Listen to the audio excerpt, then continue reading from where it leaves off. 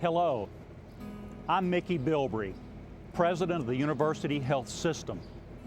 All of us associated with the University of Tennessee Medical Center and the University Physicians Association take great pride in being part of the greater UT family. As an official sponsor of the Vol Network, we're proud to bring to you this video documentary of a man many consider to be the most recognized sports figure in the state of Tennessee. It all began right here, within these walls of the old UT Alumni Gym, where a young but talented voice could be heard echoing the play-by-play of intramural games. But from these humble beginnings, a broadcasting legend was born. Over a span of 35 seasons, his voice would become synonymous with Big Orange heroics. He projected a tone, style, and delivery that became an idolized Tennessee tradition. Each of the 1,383 games he broadcast held a suspenseful play-by-play description. Like a true artist, he painted a picture in the minds of millions of listeners. I don't have to mention his name, just his title, the voice of the Vols. The dedication, professionalism, and flair he brought to this role will forever embrace his audience. The communication ability of this man ensures he will remain one of the most decorated and adored individuals in the history of UT sports. So join us now as the UT Medical Center, the University Physicians Association, and the Vol Network present the story of the man, the myth, the legend, the voice. You hear the enthusiasm building. You see cheerleaders from years past joining this year's cheerleaders because it is homecoming 1990. And as the crowd begins to roar and roar and roar to the deafening cheers of 95,000 fans, the Volunteers coming out to the gate in orange and white. The crowd comes alive. The Volunteers are ready. It's time, ladies and gentlemen. It's football time in Tennessee.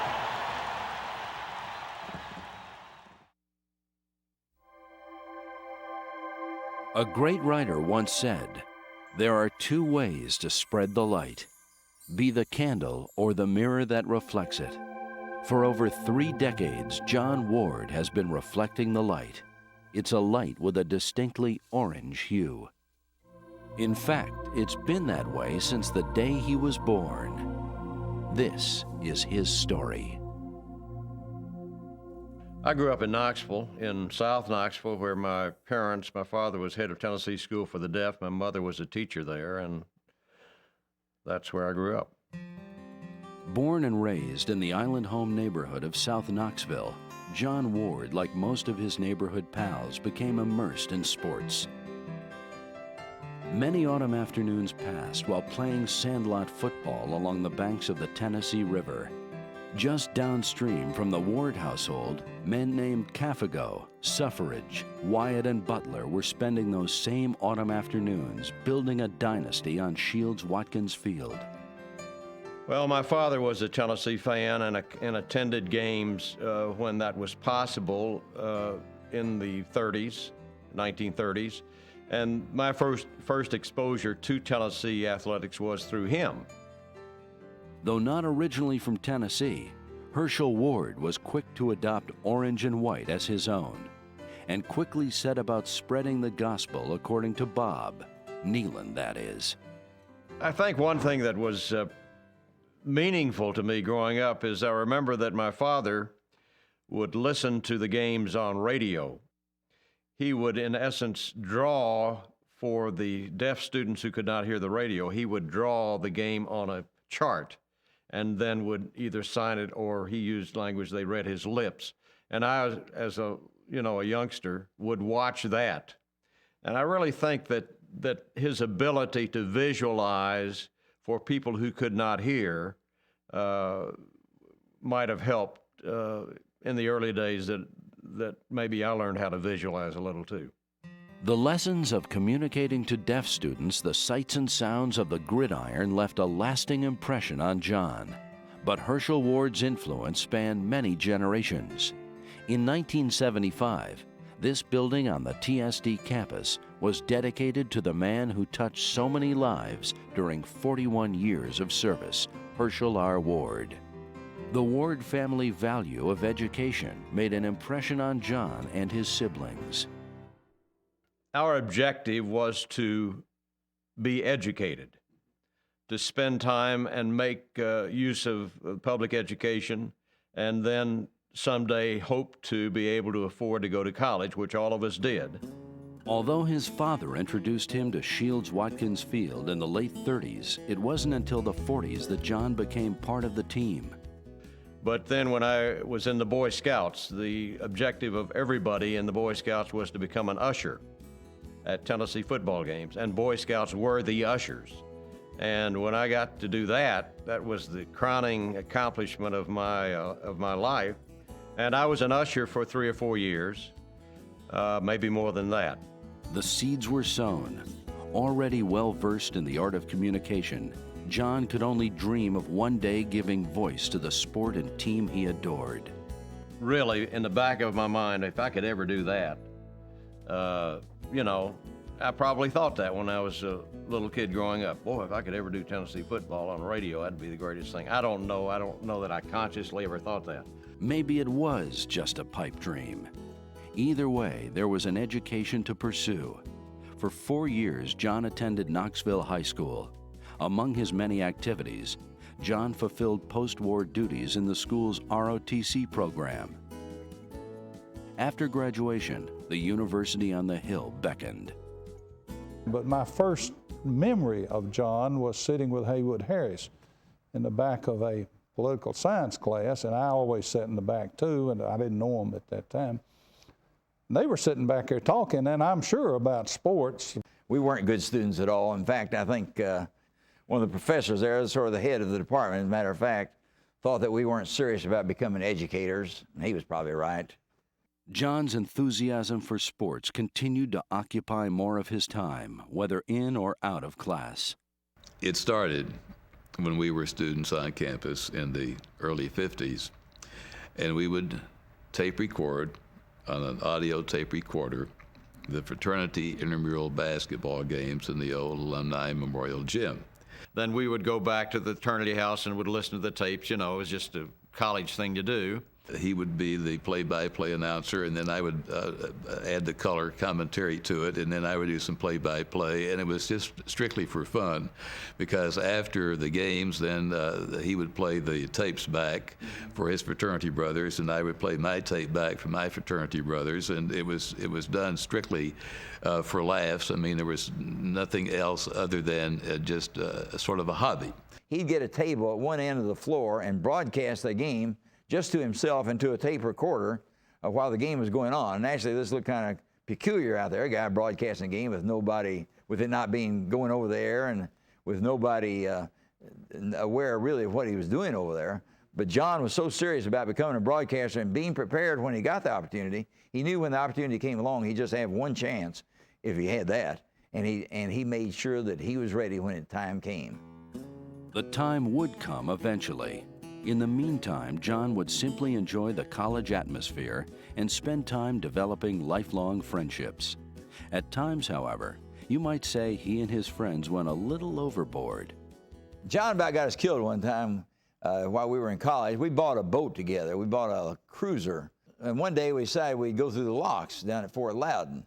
Anyway, we got, they started lowering the water in the lock so we could go into the next level of the lake. And John all of a sudden came up with this great idea, since we were being tossed around so much on the water, that he would tie the boat to the side of the lock.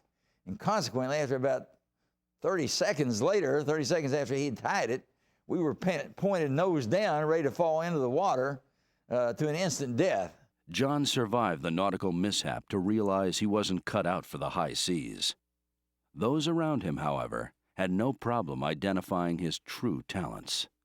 In working with John and doing those things, it was very, very apparent that he had the three things that you have got to have when you want to be a great sportscaster in radio play-by-play. First thing you have to have is a mind like a steel trap.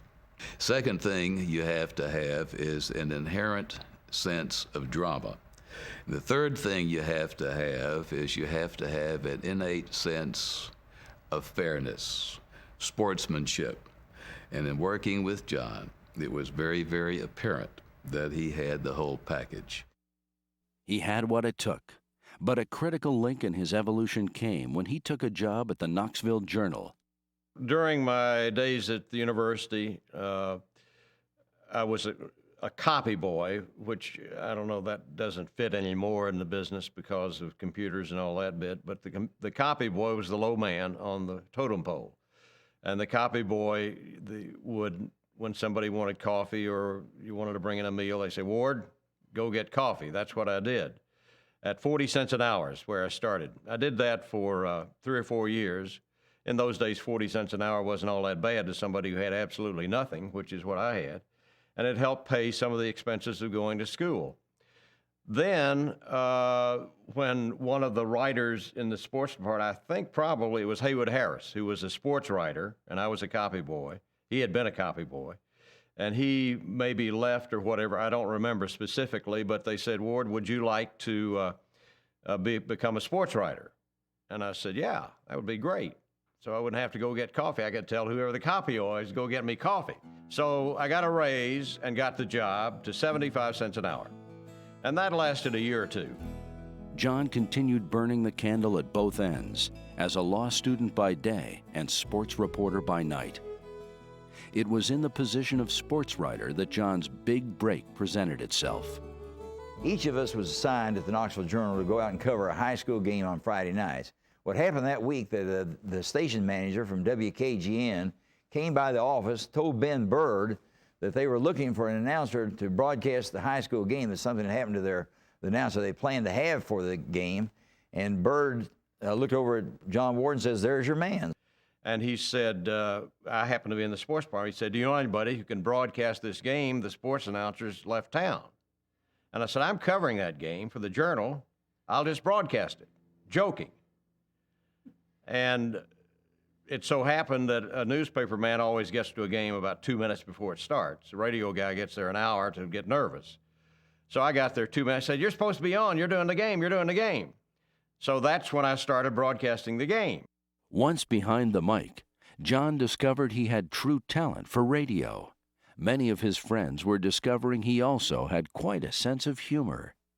One thing people probably don't know about John is that he was a newscaster at one time on WKGN. He handled the 6 o'clock news every night.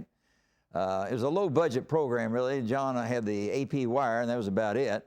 So in order to sort of spruce up the broadcast, he would read a bulletin, then he would get me on the phone to be whoever was in the news that particular day. I would have to sort of try to copy the voice of what I thought somebody would be. For instance, he'd be talking about a murder in Chicago, and I would all of a sudden be Lieutenant Tony Antonini of the Chicago Police Force, and I would tell about the crime scene and so forth. Then maybe a couple of days later, the British ambassador of the United States would make some kind of a statement. But anyway, we were finally discovered. Somebody commented that the British ambassador sounded a lot like me. So we stopped that after about a month or so. The broadcast was not carried anywhere except in Knoxville. So if a team from Ohio came in here, no one knew who they were. So he would take and give his friends names. He would have one of his friends, Haywood Harris or someone like that, playing quarterback on the other team. And of course, all his friends would listen to see what names he was going to use for the other team. And he got all his friends to listen just to see what position they were playing. More than just his friends were listening, John was developing a loyal following. And because of his success on the radio, the end was near for his budding career in journalism. So Mr. Smith called me into his office, the editor of the Knoxville Journal. And he said, how much are you making? I said, I'm making 75 cents an hour. He said, we're going to give you a raise because you've done a very good job for us. We're going to raise you to, say, $2 an hour, whatever. And I said, boy, that's terrific. I really appreciate that. And he said, and you're fired. It wasn't so much that he got fired, it was more like a transfer because the Smith family owned both the radio station and the newspaper. And I'll never forget, he said, your future is not in the newspaper business. And I said, okay. As it turned out, John's future was about to take an unexpected turn. Well, I was drafted when I got out of law school. That was one of the reasons I went to law school, is that I thought maybe I would be able to dodge the draft. Didn't work. But fate would step in to shape John's career further. While stationed at Fort Benning, Georgia, John would be assigned to duty under a general who happened to have more than a passing interest in America's pastime. He said, we want you to broadcast the games on Armed Forces Radio or wherever it was, I said, great, because I thought that would get me out of doing other things, which it did. So I became very close to General Lynch. And so when they had the World Baseball Tournament, they came in and they had the World Series of Army baseball at Fort Benning. And he said, and they were going to bring in their announcers and whatever, and General Lynch said, Private Ward will broadcast the games. And Private Ward broadcast the games. While still in the service, John received word from WKGN that his old post behind the microphone broadcasting high school football games would be waiting for him when his tour of duty was complete. So I got out of the Army 3 months early and came back and did high school football games. And then the radio station then got the rights, I think that year, I'm pretty sure that year, to Tennessee basketball. And so I did the Tennessee basketball games. It was John's first taste of broadcasting Tennessee sports. And unlike today's game, chartered jets and first-class accommodations were not standard fare. This was a different era. There were no charter planes. There were no charter buses. There were cars. And the coach had a car, the assistant coach had a car, and then I had a car.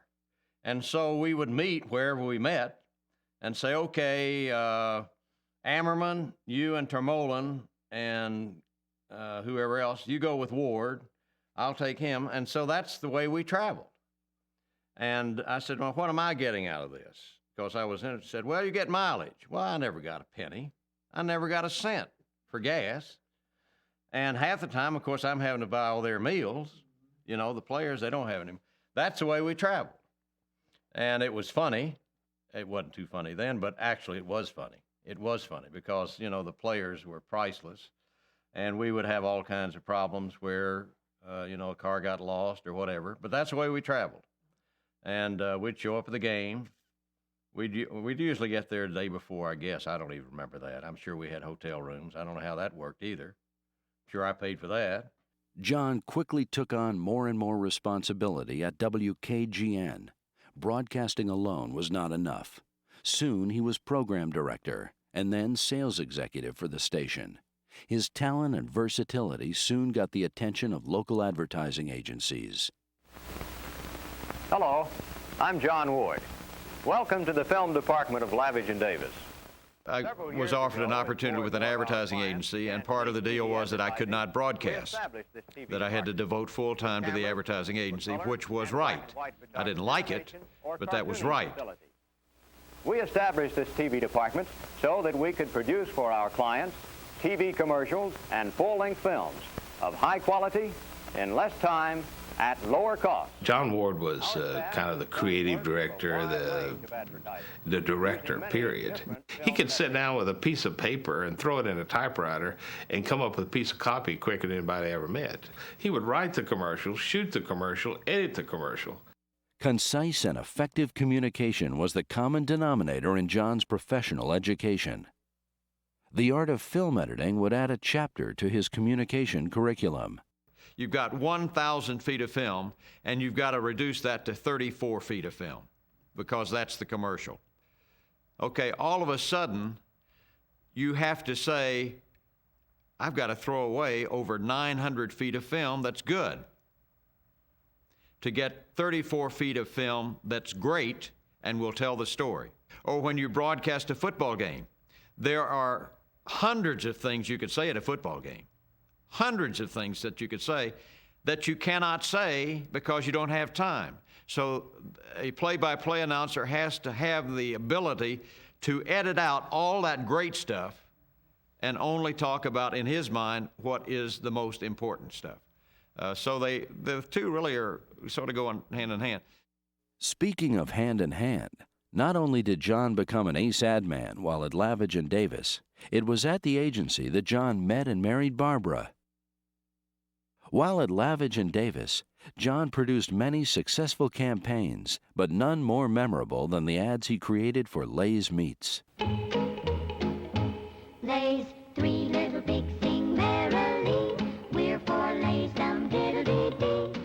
If you grew up in East Tennessee, you no doubt can sing along to these words written by John Ward. He did, however, have some help from Nashville's legendary record producer Owen Bradley.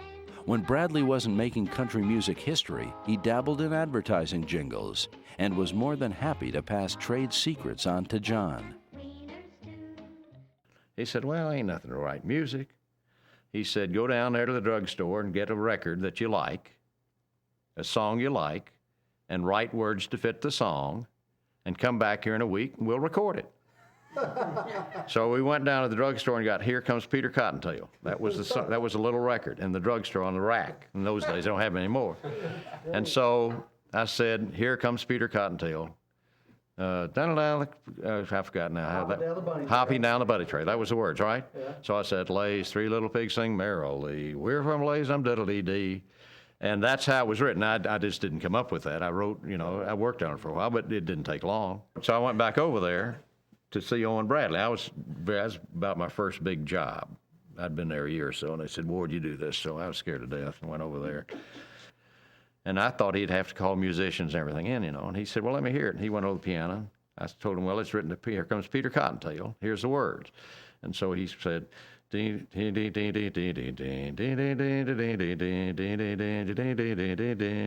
then he went back and he said, that was it. That was it. That's when the song was written. I said, I wrote that. He said, yeah, you wrote that. Yeah. Ward continued to concentrate on the advertising business, but there was an offer from a very persuasive man to broadcast Tennessee basketball games. And then Coach Mears was the basketball coach, and they had spoken to me every year because I did his TV show. I handled the sponsorship of that and everything with the local bank. And he kept saying, we want you to do the broadcast, and I wanted to do them. And so I went to my associates and said, I would like to do the games. They said, well, you know the deal. You know the deal. So I didn't do the games for, I don't know how many years it was, 7 or 8 years. As it turned out, one of Ward's advertising clients was instrumental in securing the play-by-play duties. John had to gain the permission of the ad agency, and the only way the ad agency was going to give him permission was if his largest client would give him permission to do the games. And there was a conflict there because their number one competitor was already a sponsor of the Vol Network. So John had a battle he had to face, but he figured out a way to work it out. And it just hit me when I said, well, look, I'm not going to do their commercials. I'm just going to broadcast the games. That was good enough for the folks at Lay's, and suddenly there was little choice but to allow the voice to seek his destiny. Still, it wasn't a done deal. There was one more hurdle to cross. Ward wanted the consent of the man who had been calling Tennessee's basketball games. His name was Lowell Blanchard, and he was not ready to hand over the microphone. The salesman at the station came to me and said, look, we want you to do the play-by-play. I said, I'm not going to do the play-by-play unless Lowell agrees that I'm going to do the play-by-play. And they said, well, we can let you do one half and Lowell. I said, I'm not going to get any deal like that. I don't want to do that. I said, if we're going to do the deal, I would be interested in do the play-by-play, but I don't want to upset Lowell. But we kept talking, and so we sort of struck it off. Lowell and I got along pretty well after lunch. He said, look,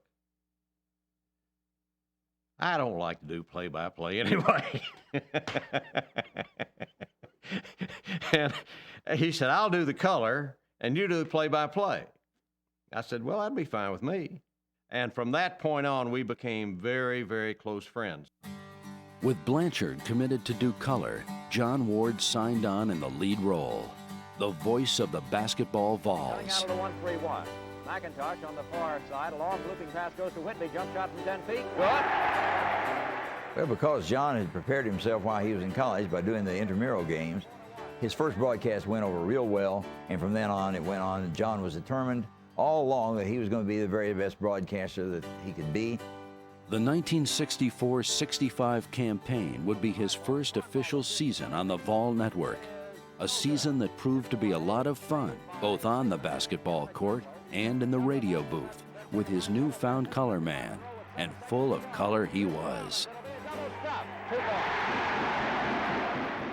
Blanchard, we get in the room on the road. It's a boring situation in those days. We played on Saturday and Monday. So you'd go on Friday, you had all day Friday, all day Saturday, all day Sunday, all day Monday to sit around the hotel room. And that's boring, except with Blanchard. What Lowell would do, we would have the, as Bud Ford calls them, the soapbox operas. We'd have the soap opera shows on, and we would turn the sound off, and he would play all parts.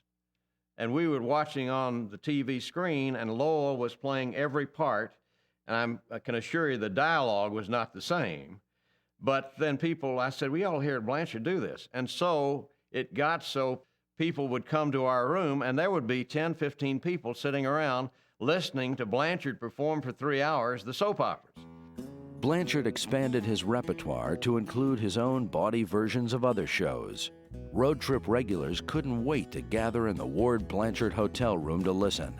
One of the fans of the soapbox operas was none other than legendary Kentucky basketball coach Adolph Rupp. And so Coach Rupp came up to our room to watch Meet the Press, which was the sound turned down and people asking questions and Blanchard playing all parts. And from then on, Rupp, on every Sunday, he didn't have to be asked. Rupp was knocking on the door when Meet the Press. He said, go it, let me in here, let me in to watch it. The Ward Blanchard team called some big wins for the Vols that very first season.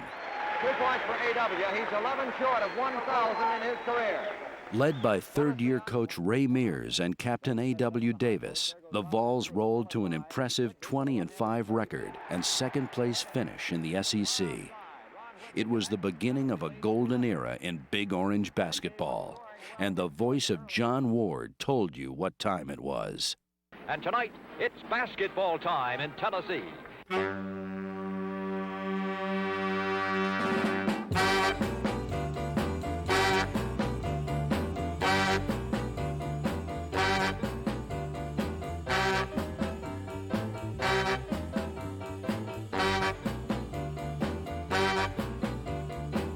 Wherever it was, when Tennessee played, when Tennessee walked in, everybody says, there's Tennessee.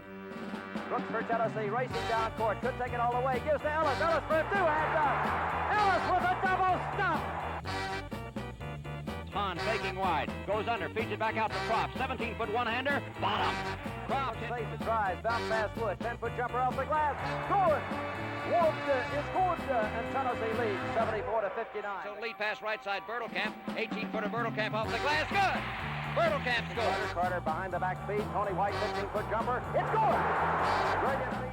1 point. Nickens looks for somebody to come open. The pass comes in and put it under by Carter. 28-footer by Carter is good. Tennessee wins the game. Tennessee wins the game. Just when the Ward and Blanchard team was hitting its stride, the laughter subsided. He died 3 years later than after that. He passed away, and it's just not right. And I was hurt, and it was painful for me. When Lowell passed away, Mrs. Blanchard called on John. She leaned on John for a lot of things, and John was very helpful to her. Now, this is something that a lot of people don't know, but he was very helpful to Sally Blanchard when Lowell passed away. Ward never even considered filling the vacant seat behind the color mic. He was on his own, and as his legend grew, so too did Tennessee basketball. The Vols had established themselves as one of the SEC's top programs. Admission into a sold-out Stokely Athletic Center was the hottest ticket in town. But by 1965, Tennessee basketball had begun to grow. Best documented by the fact that 2 years later, the Armory Fieldhouse was doubled in size to Stokely Athletic Center. And that was a direct result of the impact of A.W. Davis and Coach Mears, who was such, not only an outstanding coach, but was such a promoter that he personally, on his own, got out and almost willed people to come to the games. When I came here, There was no enthusiasm. We only had 400 people in the gym the last game of the season before. We had to build. We had to build, and he was part of this building because he came 2 years after I was there, and he had to help me build, and he did it by his sayings like, give him 6. Who else says that? I've never heard it before. Where'd he come up? I don't know. I never asked. I said, where'd you come up with? Give him 6, you know. That's in football. Basketball, bottom, say. When we won our first championship, we got nice rings and so on, but on that ring, I designed the ring, and on the ring I put a little hoop and a net, and in the bottom of it I wrote the cross. I didn't say Ward or anything, I said bottom. And this is the way I felt. I thought he had a lot to do with us winning the championship. It was Barnum and Bailey and part Hollywood. If Mears was the ringmaster, Ward was the show's MC. The Vols and their colorful coach created almost as much commotion on the road as they did at home, and Ward was there to describe all the hoopla to everyone listening. When we had a home game, they'd tape it, and they'd play it back 10 o'clock that night, and of course I would hear John Ward. Normally I wouldn't hear him because I was coaching, but I would hear John Ward. He knew exactly what I was doing. The other team would put in a diamond and one, which is a very unusual defense. He would catch it faster than I would catch it. He just painted a beautiful word picture of what was happening on the court. He could see things that people were doing away from the ball. He understood the game. The picture Ward painted for his listeners of Vol basketball broadcasts would span an incredible 4 decades, and he would relay the heroics of Tennessee's most heralded stars, including Dale Ellis, Tony White, and of course, Bernie and Ernie. Oh, man. Lead pass inside to King. King spins, shoots over, shot good by King. King of the Volunteers. He was totally focused, completely on the 94 feet of the basketball court. That was his world, and he was determined to rule. Drives, lays it back over his head. Oh! Wrap that one up in orange. An unbelievable move by King of the Volunteers. Ernie Grunfeld, smart. Pass in front court, Grunfeld looks to King. Grunfeld drives into the lane, goes for a layup shot. Good! What a move he made! Ernie G. of Tennessee. And he was a wonderful basketball player. Grunfeld, he's got a shot fake. In closer, 15-footer in the air. Bottom! Goes up for a layup shot. Good! And he was fouled. What a play by Ernie G.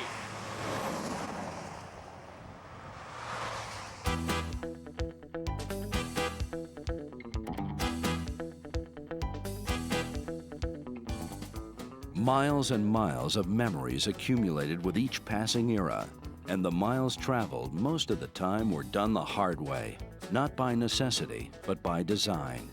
It became a tradition for Ward to pass up the convenience and quickness of taking the team charter to road games in favor of driving with longtime companion Ed Bailoff.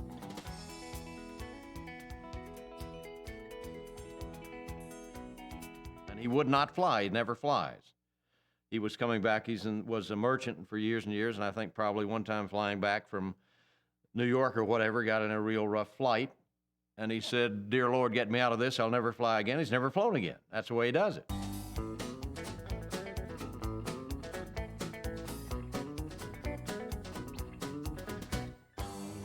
And he had been driving to some games and riding the bus to some games and whatever. And we went on a bus, and they had the boom boxes. The players, this was and that was, and they didn't have ear things. They just played them. And I mean, everybody had a boom box, and all of them were playing something different, and it was unbelievable. And I said, I was sitting up close to DeVoe. I said, I can't handle that. And he said, no. I said, that's part of it, part of it. I said, that's not part of it. And so we finally got to Athens. I turned to Bailoff. I said, how was that? He said, that's the worst experience of my life. That's the worst. I said, I can't handle that. And so he took the bus back. It was after the game, and so they went to sleep. We were very happy about that. And from that day on, I said, I'm not ride that bus anymore. He said, I'll drive. That's how we started driving. You're okay, you're okay, you're okay, you're okay, you're okay. Well, don't run into a truck. This van's got over about 100,000 miles, and I would say 90,000 of it's been on basketball trips. That it's really 2 hours and 8 minutes to the Edelweiss. I want to throw in about 5 minutes for making pictures, so we should be there at 11:21. We joke around. We've been telling the same stories over and over for 20 years, and we just sort of change the endings a little bit each time. This is a beautiful drive from here over to Copper Hill. Beautiful. We always stop at the same places. We buy gas at the same places. We buy ice cream at the same places. Anybody want a sample? Get you a slab. Well, he's going to get something else here. He wants, what do you want? The chocolate? Chocolate plain fudge. How much you want of that? 20 pounds? No. If we're traveling, where we're traveling, we've been there before and we know all the stops, and that's about the way it runs. It's a routine thing. Let's eat. It's 11:21. We said it would be here at 11:21. It's now 11. No, we got 30 seconds. Bailoff's greatest line is, everybody's got brakes. That's true. He's got brakes. With all the seasons and all the games, did they ever get lost? Oh, we got lost. We got lost this year. We go through the 4-lane highway on this little road, 2-lane road. It becomes a 1-lane road. It becomes a gravel road. And so I say, I don't think this is it. I think we're lost. And there was a house over there, and I said, we might go over there and ask them where we are. And he said, no, we're lost. And if we knock on that door, we may get shot. So we turned around and ran over the poor guy's yard and went back to a 4-lane highway and turned left. And that was the road to Athens. At this time, Ward was the popular voice of the basketball Vols, but was also involved in Tennessee football. His association, however, didn't begin in radio or television. On football Saturdays in Knoxville, Ward's voice could be heard booming across Shields-Watkins Field as the public address announcer.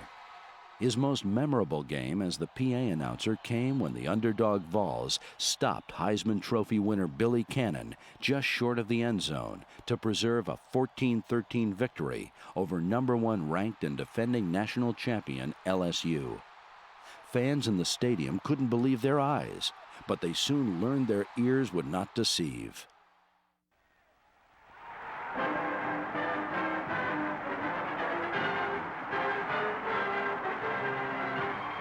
The Doug Dickey Show, exclusive films of the Tennessee Vols, featuring Tennessee football coach Doug Dickey, presented every week by...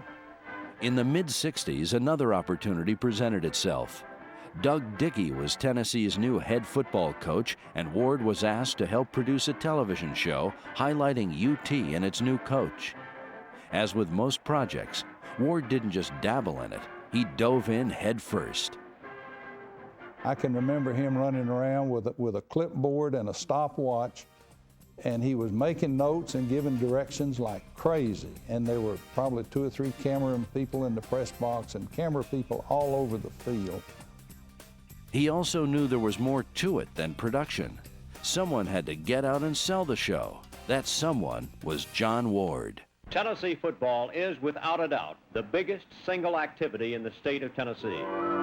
The combination of the University of Tennessee, whose campus is the state of Tennessee, the UT football team, Tennessee's single biggest activity, and a professionally produced TV show in full color, called by newspapers and TV network observers as the smoothest of its kind. All combine to make sponsorship of the weekly show one of the most merchandisable vehicles in the state.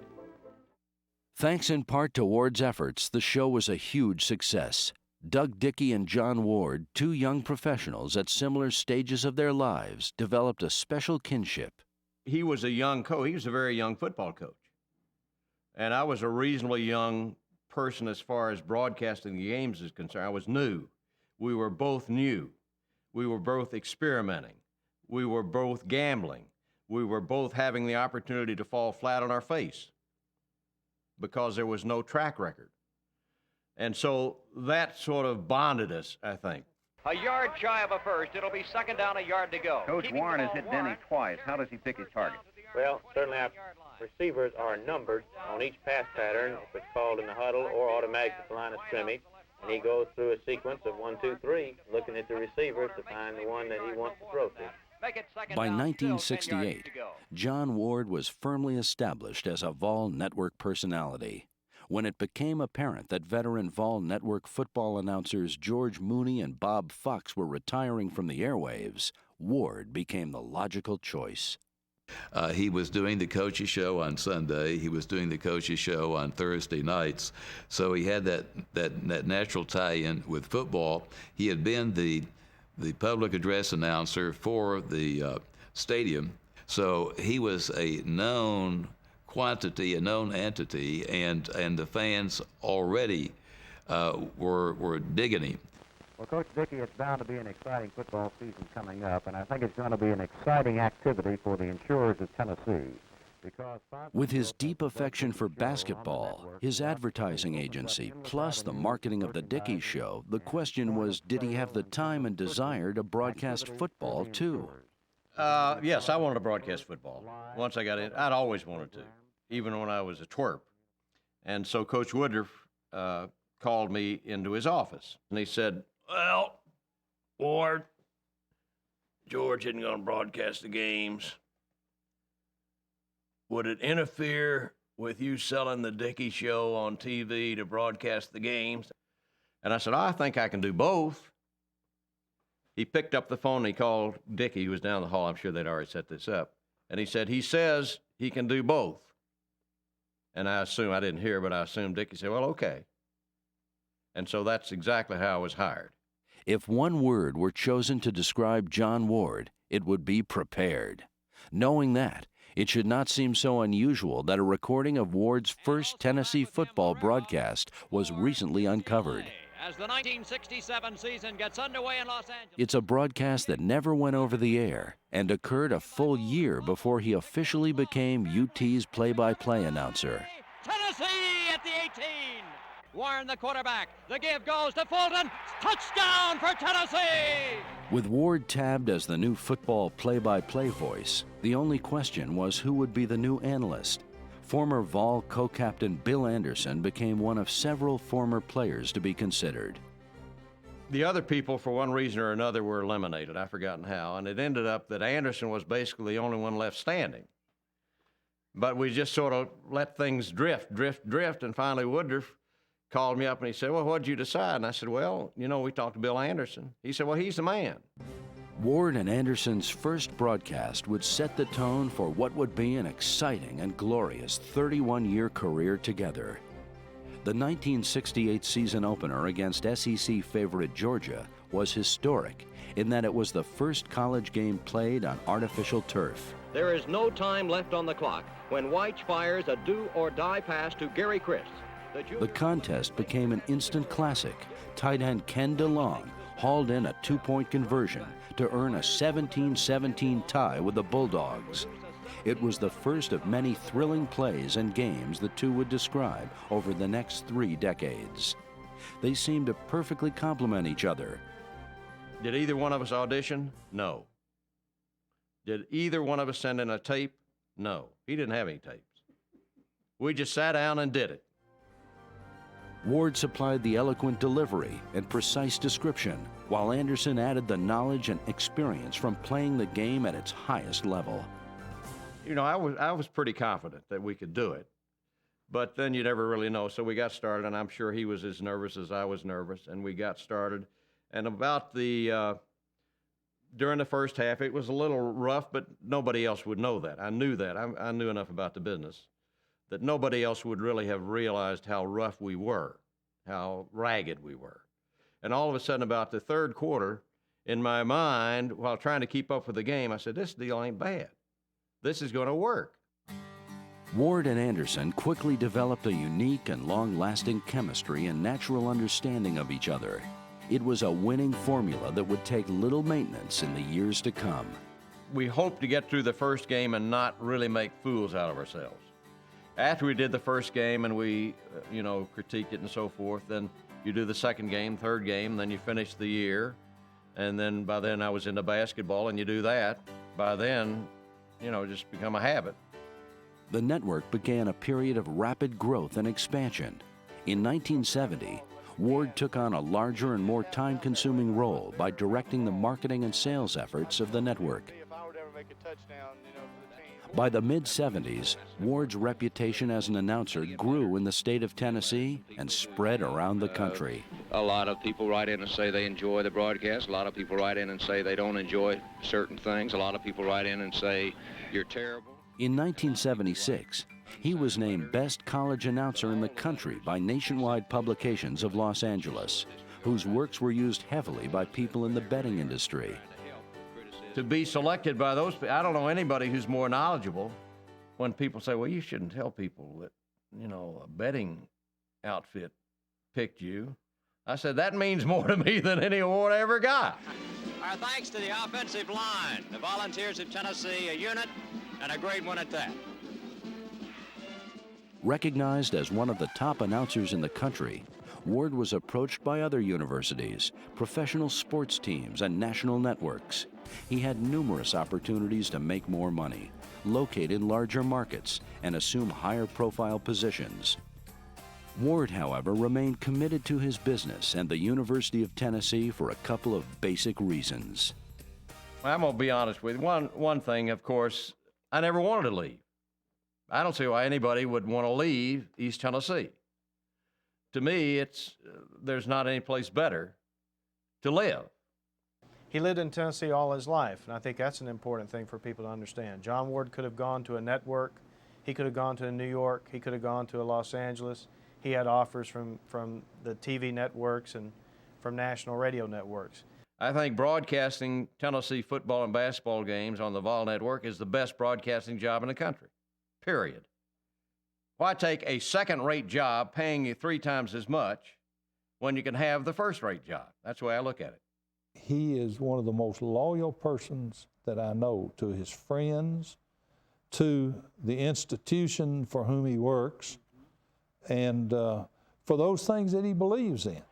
Through the years, John Ward believed in the University of Tennessee, and in 1994, he and Barbara donated the largest endowment gift ever to the UT Athletic Department. Though John never wanted the figure published, sources confirm the gift was for millions of dollars.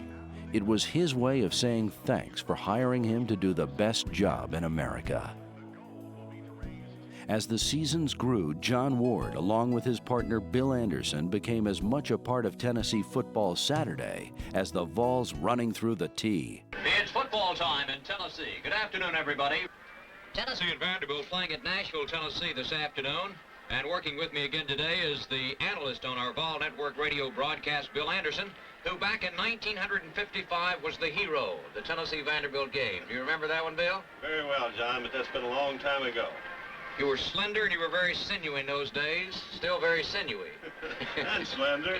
Tell us a little bit about this Vanderbilt team today. What Vol fans can really anticipate from Vanderbilt? Well, I think you're going to see Vanderbilt putting the ball up in the air. A generation grew up listening to the duo paint priceless memories by describing the pageantry, tradition, and excitement of Tennessee football. The enjoyment of listening to Ward on the statewide stadium became a passion that was passed down in the family to sons and daughters. Ward grew to become a legendary figure, but one that everyone felt like they knew personally. When Tennessee became a favorite of the television networks, Vol fans simply turned down the television volume and turned up the Vol network. Fans lived and died, agonized and celebrated with every descriptive word Ward uttered. As sports writer Larry Woody of the Tennessean once put it, when John Ward talks, people listen.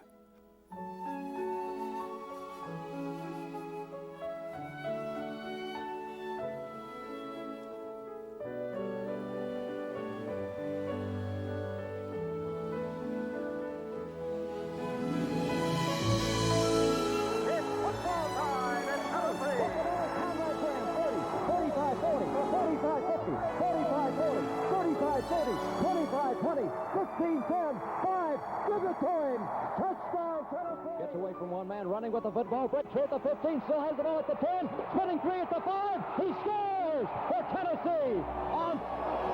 You can't describe it. There's no way to describe it. Just rack up 6. and give it to Holloway. Leads the block, gets one, 40, 45, 50. Will he go all the way? Gets it.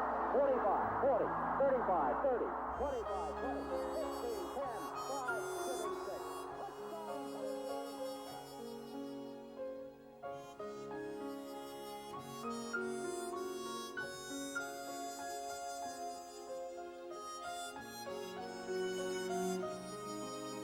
Goes to the right side. Big hole opens up. Gets to the 5, to the 10, to the 15, to the 20, to the 25, to the 30, to the 35, to the 40, to the 45, to the 50, to the 45, to the 40, to the 35, to the 30, to the 25, to the 20. Running back split. Bueller back to throw. Left end. Out into the flat. Broken up. Was that intercepted in midair? Ladies and gentlemen, what a play by Dale Jones. He was 2 feet away from Mike Shula, and as Back Shula up to the 15, working to the 20, Stutter stepping to the 25, breaking to the 30, outside to the 35, to the 40, to the 45, to the 50, cutting to the far sideline, down to the 45, to the 40, 35, 30, 15, 10, 5, 4, Powell, right 3. side 40, 45, 50, gets outside 45, 40, 35, 30, 25, 20, 15, 10, 5, 4, 3, 2, 1, 60 yards. Jeff Powell, touchdown, Big Orange. Holloway looking. Holloway will run. Holloway at the 10. Holloway at the 5. Holloway dives. Give him 6. Give him 6 large ones. Over, around, and over the top. Condridge Holloway brings the ball and the crowd to life.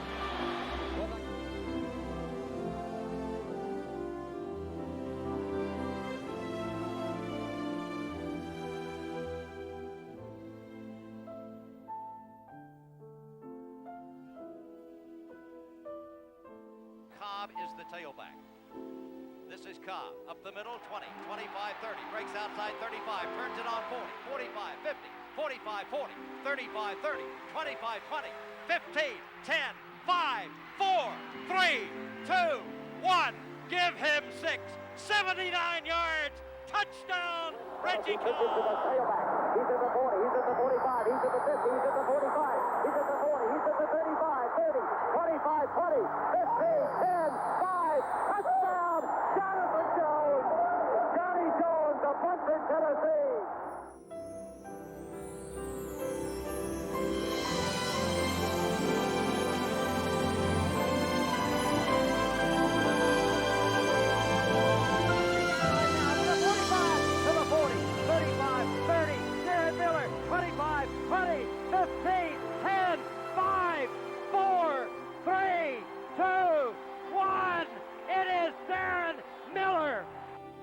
The kick is up. The kick is good. No, it is no good.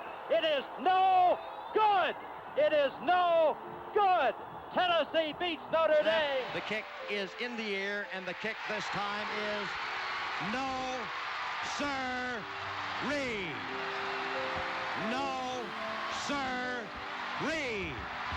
Final score, Tennessee 20, Florida 17. Pandemonium reigns. Manning speaks. Edges forward, falls down, has no whistle yet. Manning rolling to the right side, motions to throws down into the end zone, and it is touchdown, Tennessee! Marcus Nash.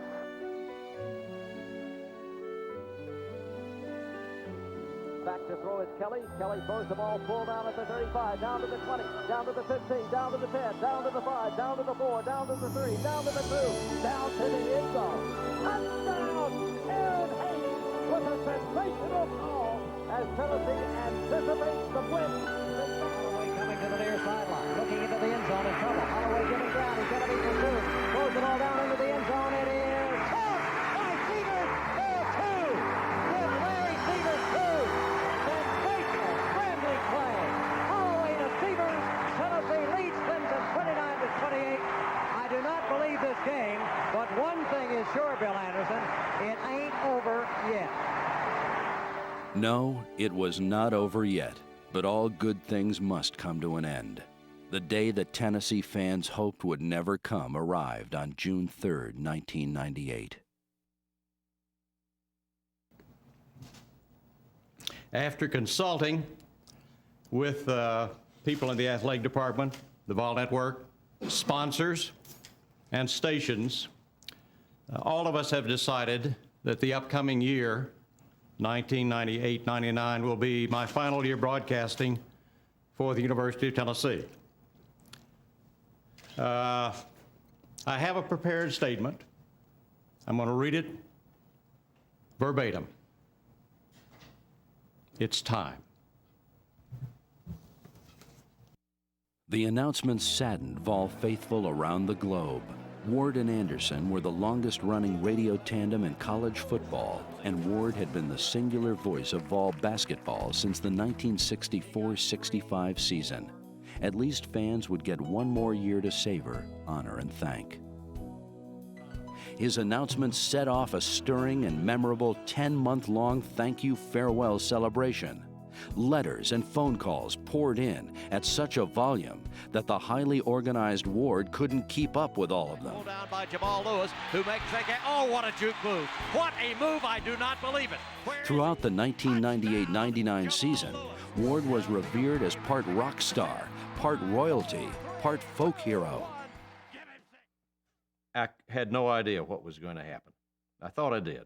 But the response of fans, listeners, has been overwhelming.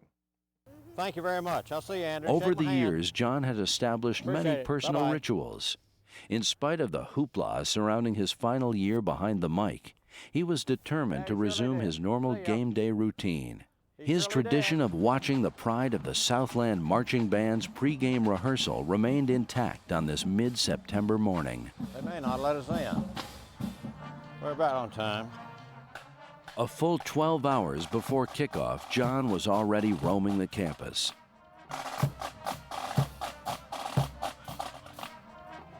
John spent the time, as always, preparing. After reviewing the evening's notes, he took time out to speak to members of the band he adores. The voice of the Vols, John Ward.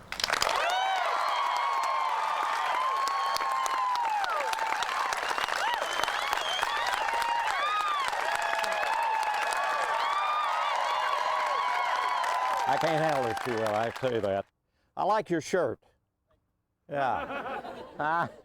There are thousands of people, believe it or not, certainly hundreds, who are here to see you take that first step. And they'll live another year happy, exhilarated, excited, encouraged, because you take that perfect first step.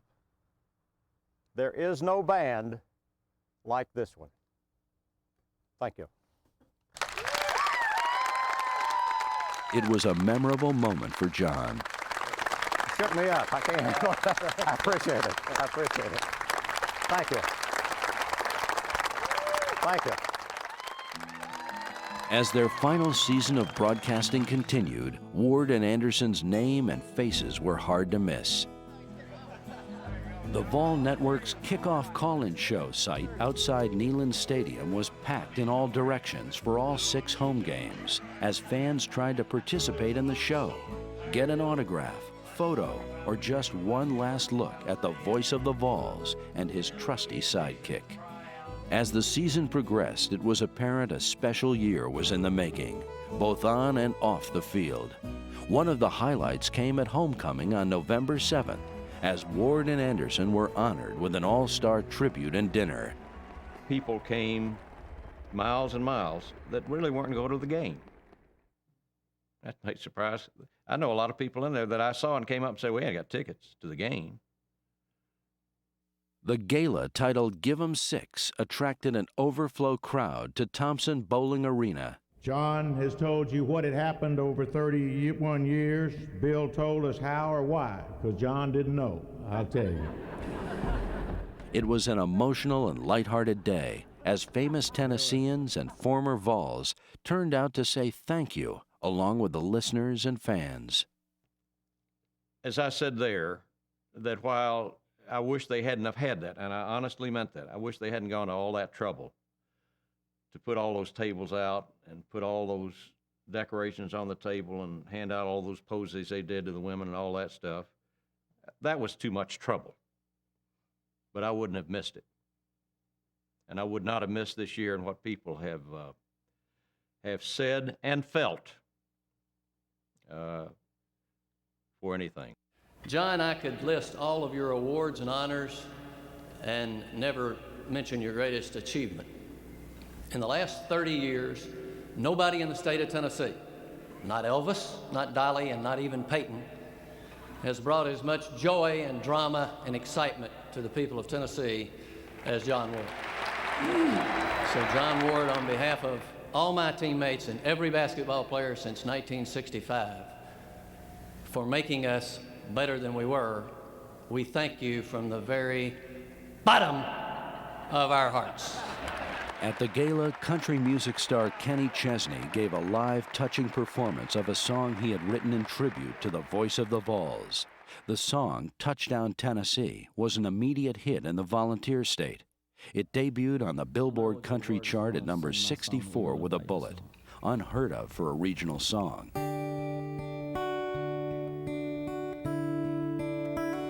Released as a single, the song amazingly sold over 100,000 copies. With a voice you could hear all the way to Rocky Top. Play by play for 31 years, it never stopped. And we heard 2015, 10 and 5. Your voice was our eyes, and we could see Touchdown Tennessee.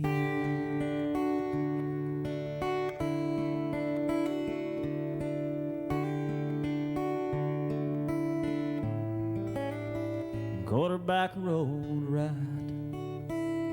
It was a long throw downfield to Willie Gault. For a second, no one knew if it was caught. And we heard 2015, 10 and 5.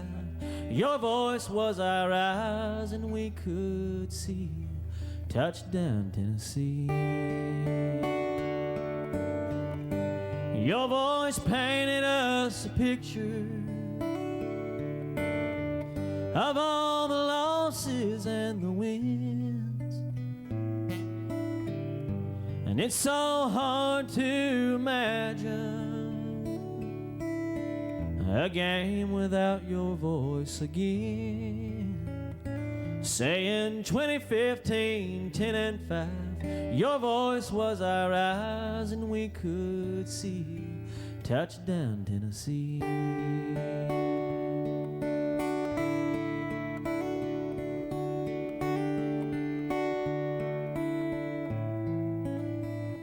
So thank you, John.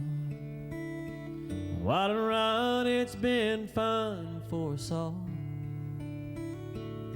All the way our hearts pounded when you called.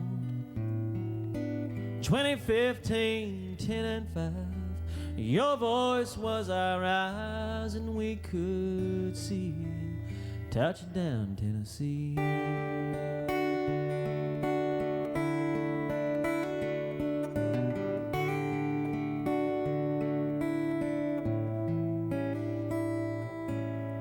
So thank you, John.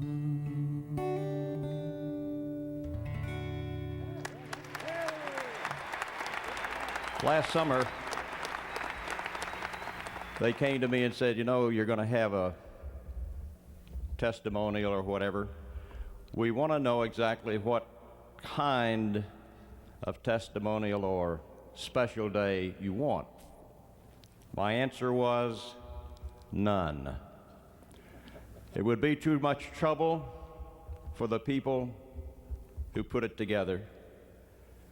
And I would verse a moment to say, what a program and presentation they put together.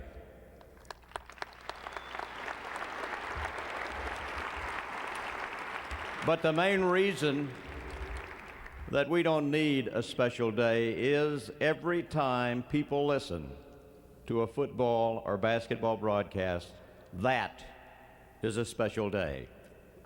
350 football broadcasts 350 special days for us. 647 coaches' TV shows, 647 special days for us. 992 basketball special days. 1,987 special days.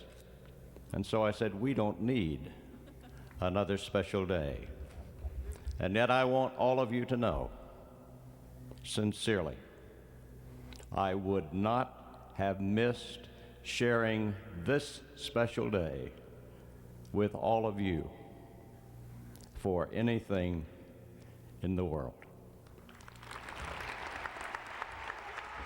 Later in the season, head coach Philip Fulmer and the Tennessee seniors asked Ward and Anderson to lead the team in the traditional Vol Walk to Neyland Stadium before the regular season finale against Kentucky on November 21st. It would be another magic moment. The Vol Walk for me in itself was a very moving time. I cried. Obviously, people could see that. I'm not hiding anything. And I made it a point to go to as many seniors as were hanging around. And I said, I appreciate your asking us to do this. And they said, we wanted you to do this. Perhaps one of the most surprising and moving events occurred on the road in the final game of the regular season at Vanderbilt. Ward and Anderson took the Vol Network's pregame show, the kickoff call-in show, to Nashville's Centennial Park. An estimated 10,000 Big Orange fans showed up to create a concert-like atmosphere. Tennessee had enjoyed a storybook season in amassing a perfect 11-0 regular season record. The Vols defeated Mississippi State in the SEC championship game in Atlanta to win back-to-back Southeastern Conference titles. Big points, give him a TD. The Vols found themselves one game away from their first national championship in 48 years. So, Vol fans, Seminole fans everywhere, listening throughout the world, know the time is here. A once-in-a-lifetime moment. It was the game Vol fans had been waiting on for ages. As across the way, the Volunteers come racing onto the field. What time is it? You know. As Tennessee comes barreling out onto the greensward of the Fiesta Bowl in Tempe, Arizona, it's football time in Tennessee. Like those fans, John has special memories of the magical night. For 2 miles about, that was how far it was from the hotel to the stadium, the Fiesta Bowl. And the crowd of Tennessee people in orange, there weren't just a line of 1 or 2 people along the street. I mean, it was just almost like the Vol Walk from the Sports Center to Neyland Stadium into the dressing room. Except this was 2 miles long, 2,000 miles from Knoxville. And here, as far as the eye could see, were people cheering Tennessee. The Fiesta Bowl game against Florida State for the national championship would also be Ward and Anderson's last game together. Back to throw, looking into the end zone, pass caught, 3, 2, 1, give him 6. Touchdown, Tennessee. It's just not another game.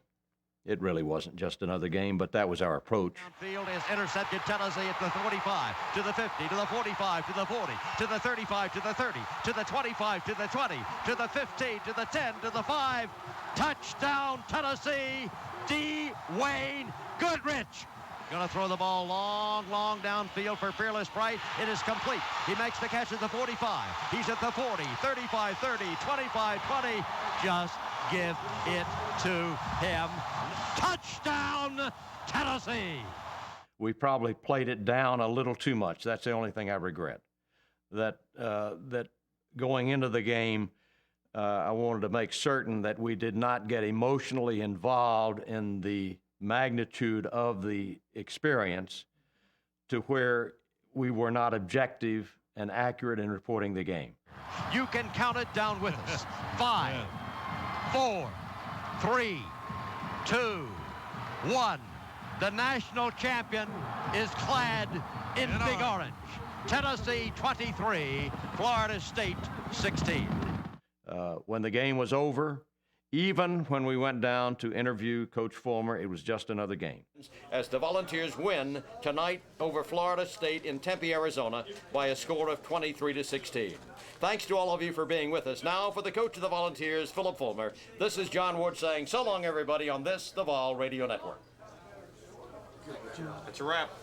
There was, however, another season to go before the final chapter in the broadcast career of John Ward could be written. Coming off the school's best season in over a decade, enthusiasm for Big Orange basketball had returned to the heady days of the early 1980s.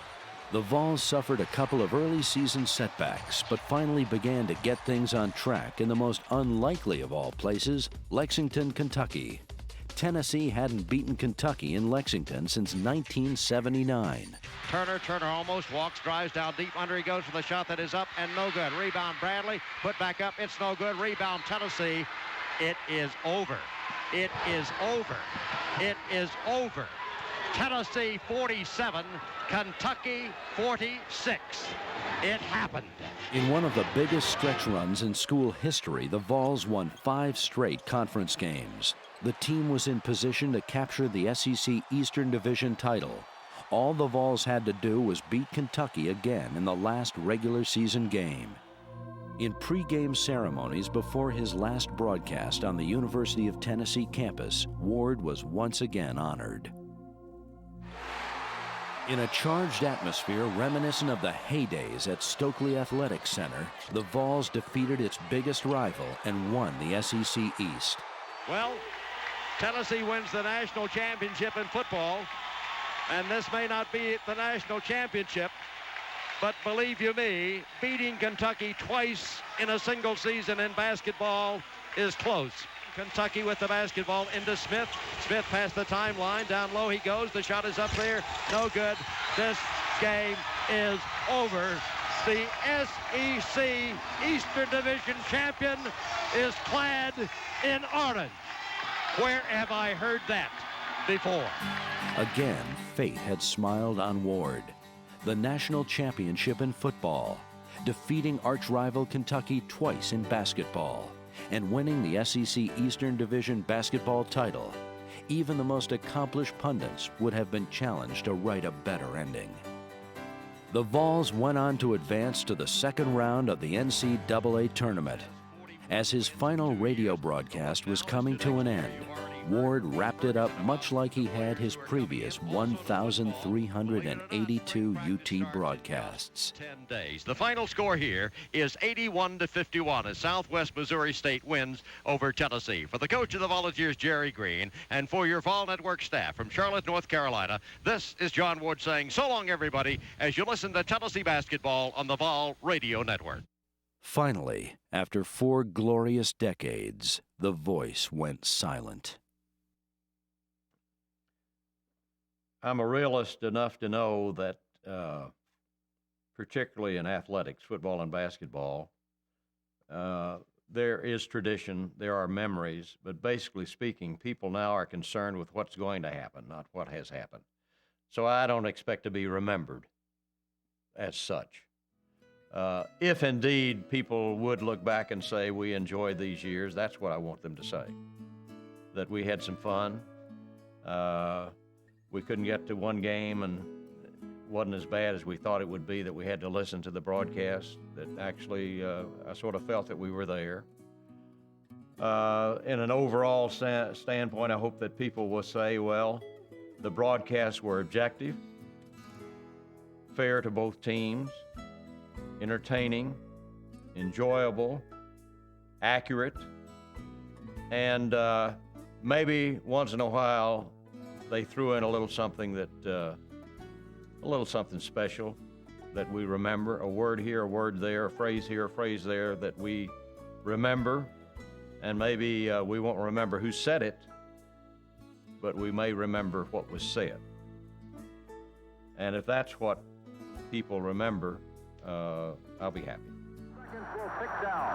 There are now, ladies and gentlemen, 10 seconds to go. We're going to let you count it down as Tennessee will beat Alabama. 7, 6, 5, 4, 3, 2, 1.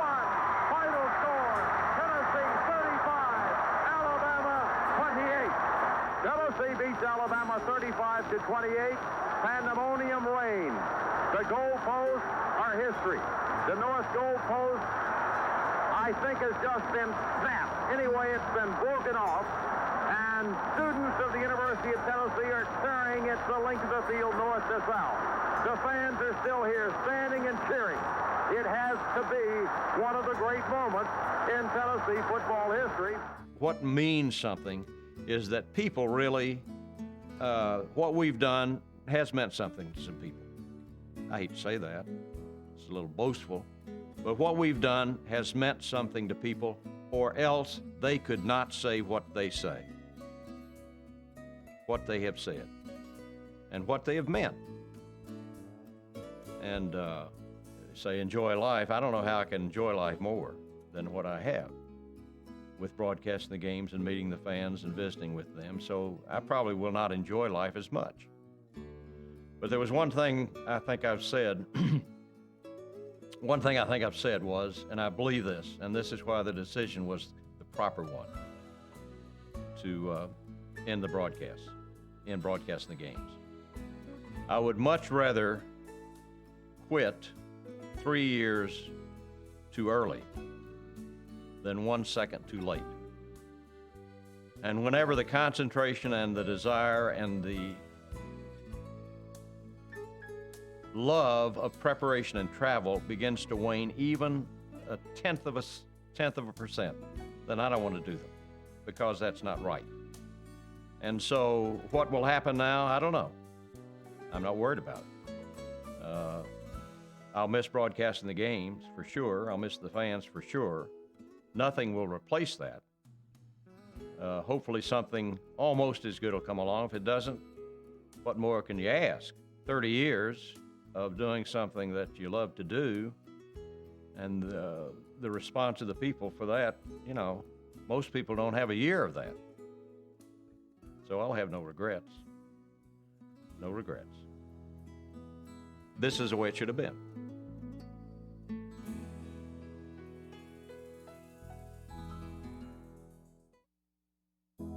So many one-word descriptions you could use to sum up a figure who's got his place in Tennessee history in the 20th century.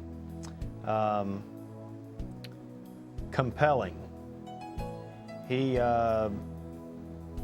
John was a strong personality, and that came across on the air.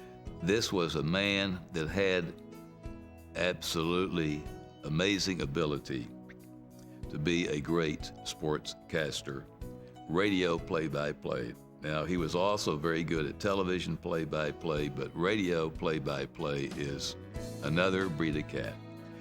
He almost is like a television camera on radio. He visualizes it and is so good at describing what he sees, you think you're watching the ball game. As a fan who's away from the program again now, I'm sad because I'll miss him. And when I heard the news that he was leaving, I was like everybody else. It'll never be the same. He's not just the best here, he's the best in the daggone world. John, obviously, when you meet him the first time, comes across with tremendous energy, tremendous intelligence about what he's going to do, and he has tremendous decisiveness about what's going to happen. Ward and I always went early. If it was a 3 o'clock game, we'd be there at 8 o'clock in the morning. If it was a night game, we'd be there before noon. I doubt that he's changed. Anybody that knows John knows that he works hard at everything he does.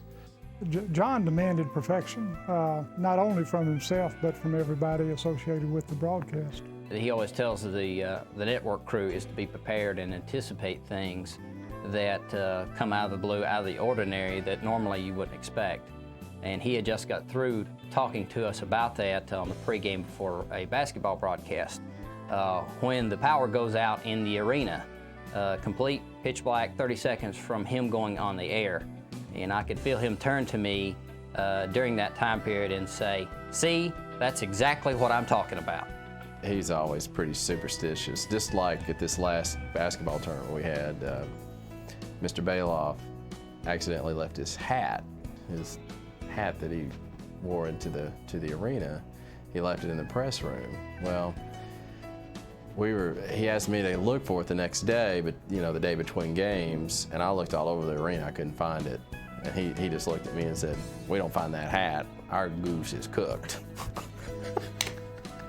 John was always ahead of his spotters. I mean, the spotter's just there to watch the ball game in case he needs you. He's normally ahead of you. The fondest memories I have of John and Bill are traveling, doing the away games.